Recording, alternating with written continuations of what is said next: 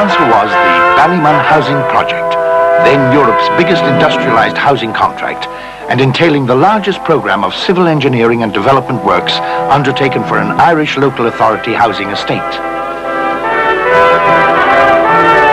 With a population today of about 13,000, larger than most provincial towns in Ireland, the Ballymun Housing Project represents a revolutionary departure from all previous local authority housing schemes. In December 1968, Mr. Neil Blaney, then Minister for Agriculture, placed the last prefabricated unit in position. The Ballymun scheme was initiated by Mr. Blaney in 1964, when, as Minister for Local Government, he began discussions with the Dublin Corporation on ways of expanding their housing programs by the use of industrialized building methods.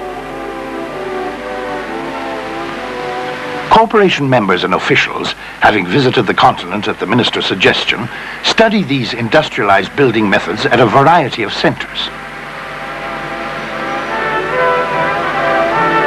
As a result of this study, the corporation requested the minister to make arrangements for a large scheme based on such methods in Dublin.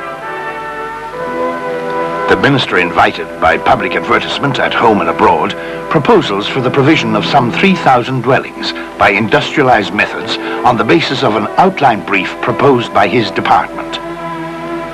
The scheme was to include high and low-rise dwellings, central heating in all dwellings, and a high standard of layout, including landscaping.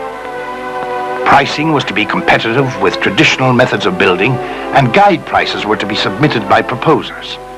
From a shortened list of proposers, a consortium of Messrs. John Sisk & Son of Dublin and Cubitts and Hayden of the United Kingdom were selected as contractors.